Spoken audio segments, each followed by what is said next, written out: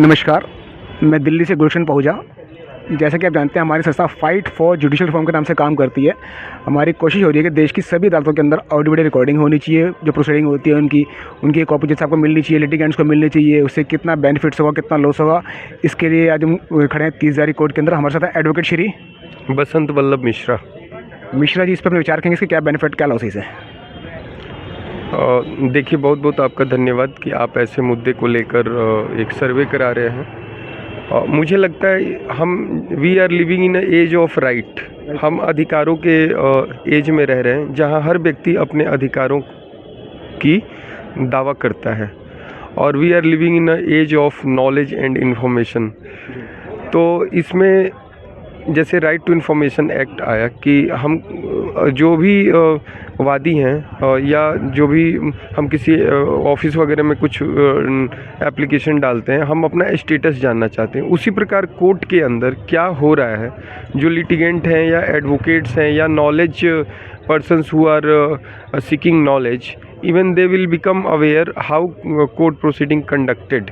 And इसमें एक legal awareness भी लोगों के अंदर जाती है कि लोग अवेयर होते हैं कि किस मुद्दे पे क्या लीगल कोर्ट कैसे काम करती है। बहुत बार हाई कोर्ट और सुप्रीम कोर्ट के रिकॉर्डिंग्स को देखकर लोगों की नॉलेज भी बढ़ती है, अवेयरनेस होता है, और जिससे कि लिटिगेंट्स से लेकर एडवोकेट्स सबको बेनिफिट होता है, क्योंकि हमारा उसमें ज्ञानवर्धन होता है। ये चीज़ है। तो मुझे लगता है कि हम इस एज में रह रहे हैं कि हम इन्फॉर्मेशन चाहते हैं कि सूचना पहुंचनी चाहिए जनता तक, क्योंकि उससे न पारदर्शी चीज़ें हो जाती हैं। क्या हो रही हैं वो आपको नॉलेज में आपके आए। तो मुझे लगता है यह एक बहुत ही ज़रूरी स्टेप था और इसे बेनिफिट होता है। जैसे कि कहना, मैं कोर्ट के आजकल माहौल है, देश में 17,000 कोर्ट है अप्रॉक्सीमेट करीबन। तो इससे कोर्ट का डेकोरम, अकाउंटेबिलिटी, ट्रांसपेरेंसी, जस्टिस जल्दी डिलीवर होना, तारीख पे तारीख, कोई फ़र्क पड़ेगा या एज इट इज़ चलता रहेगा। सर, आखिर ये डेकोरम है क्यों? डेकोरम से तो हम यूं ही परेशान हैं। ये ब्रिटिशर्स की दी हुई कोर्ट का इस्टेब्लिशमेंट जो है ब्रिटेन के पैटर्न पे हुआ है। अच्छी बात है, उसमें बहुत अच्छी चीज़ें हैं, बट ये कई बार ना डेकोरम के चलते भी डिले होता है। और जैसे कि इंडिया में आपको जानना चाहिए कि लिटरेसी रेट कितनी है। लिटरेसी अभी भी आई थिंक कि 75% ही हम नियर अबाउट लिटरेट हो पाए हैं। उसमें भी वीमेंस का लिटरेसी रेट कम है। शहरी आबादी में लिटरेसी रेट कुछ और है, और ग्रामीण परिवेश में लिटरेसी रेट कुछ और है।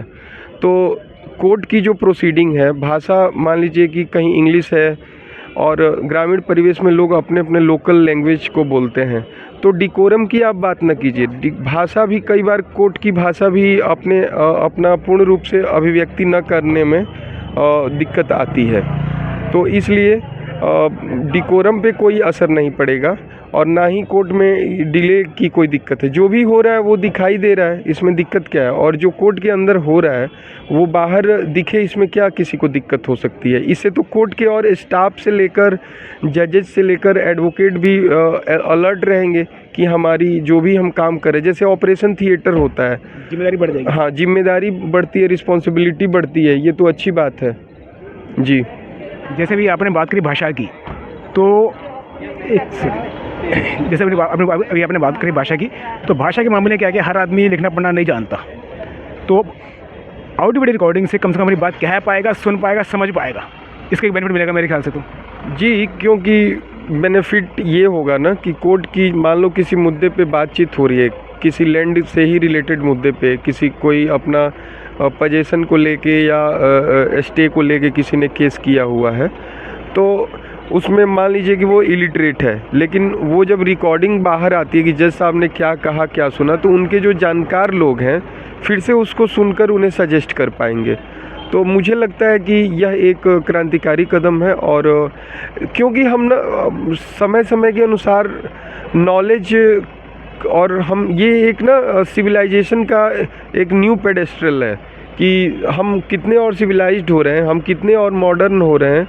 और तो इस चीज़ का भी ये पहचान है कि हम इंफॉर्मेशन को, जानकारी को, जैसे आप देखो कॉन्स्टिट्यूशन को कोर्ट्स इंटरप्रेट करती है, परिभाषित करती है, तो बहुत उसमें नए नए चीज़ों को परिभाषित करती है। वैसे देखने से मतलब जो Kesavananda Bharati versus Union of India case था, उससे पहले कॉन्स्टिट्यूशन और Maneka Gandhi versus Union of India, उससे पहले एक लिमिटेड इंटरप्रिटेशन होती थी। जजेज भी स्टेप्स नहीं ले पाते थे रिवोल्यूशनरी, बट बाद में लेटर ऑन उन्होंने आर्टिकल 21 को ही ऐसे परिभाषित किया कि जिस उसकी बहुत सारी that becomes a Pandora of rights. उसमें से बहुत, अब आप देखो ना, पब्लिक प्लेस पे सिगरेट नहीं पिएंगे, ये जो ये जो जजमेंट आई, तो ये एक रिवोल्यूशनरी जजमेंट थी।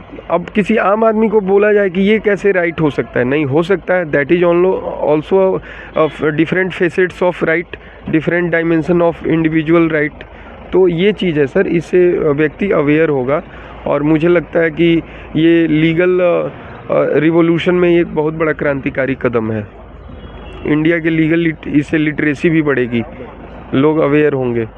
जी धन्यवाद सर आपका जानकारी के लिए, बहुत शुक्रिया आपका।